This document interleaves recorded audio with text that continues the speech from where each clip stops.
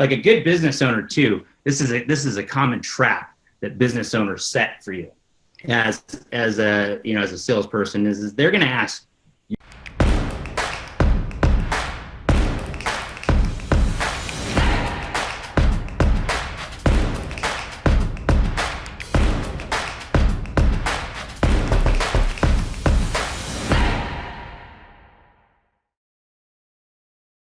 Supposed to listen at least twice as much as we talk, but a lot of times when people get nervous, they talk.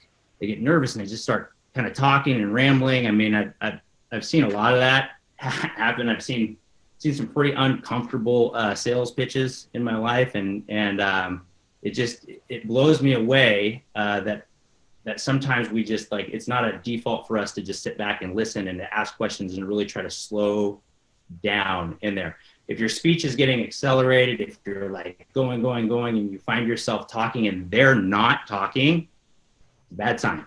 It's a bad sign if you're providing nothing of value. Okay, it's a real bad sign. So you have to kind of pick up on that. You should, like a good business owner too. This is a common trap that business owners set for you as a salesperson is they're going to ask you lots of questions. Right? These guys are good. They want to get to know who you are because they want to get to know who they're doing business with. Right? Under those circumstances, that's okay. But what you should not do is you should not go off on tangents about yourself and too far down your life. They're just seeing how you answer the question, right? They want to get to know you too because they want that, but they don't want you to go too deep, right? You go too deep and it gets real boring. It can get real boring. For them, you're the service provider. You're seeking them. So if they want to go deep, that's great. If they want to continue to go deep and they feel it. I mean, I've been in some of these situations where I'm like, I really didn't need to know that information. Like I'm sitting here thinking like, I don't need to hear about all. I don't want to hear about all. But what do? You just kind of, you nod your head and you're just like, you just kind of have to, you try not to make any judgment. It's really hard not to. I'm kind of a judgmental person, I think, by nature. And so it's really hard for me not to. But you kind of have to just let that pass and just be like, okay, and just understand it. Remember it later, because some of the things that they're telling you are driving the conversation the way they're acting, right? Some of the things they're telling you are driving the pain in their business. And if you can make that correlation into the pain that they're having in real life and the pain that they're having in business, how powerful does that make you?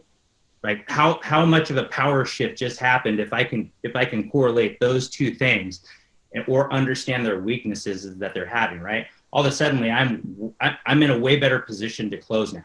I'm in a much better position to close. Like the other thing is like there's little things that some people might say. They might just talk about if I went wine tasting, right? We went wine tasting here. My husband and I went wine tasting here last weekend or whatever. Are you just saying like, yeah, that's great? Or do you say, do you follow up, say where, and do you get to kind of like, what would be an interesting thing that you could use later? Right. What type of wine do they drink, right? Let's say you haven't closed it or you close it. Hey, you bring them a gift. They said it one time and you remembered their favorite type of wine and you bring that to them. Like how much goodwill are you building? How much of a deposit are you putting in that emotional bank account? A lot, right? And that's what we're trying to do. I mean, Stephen Covey probably said this best. He talks about like the emotional bank account, and we're every day with people, we're making deposits and we're making withdrawals. That's all we're doing all day long. If you think about all your relationships in your life, you're making deposits and withdrawals, deposits and withdrawals, deposits, withdrawals. Like that's how it happens, right? When you fight with people, a lot of times it's because it's withdraw, right? There's no deposits made in that relationship, whatever it is, wife, business partner, kids, family members, doesn't matter, best friends. And so what we have to get back in the habit of doing is making sure when we're out selling and when we're in life, this is just good life advice probably in general, and it's helped me a ton, is just remember to try to deposit more than you take every day with people. Every person you touch, make sure you deposit more than you take. And so, I want to give more than I ask. I want to leave it better than when I came. And those are some things that will help, I feel like, with your mentality when you go in. And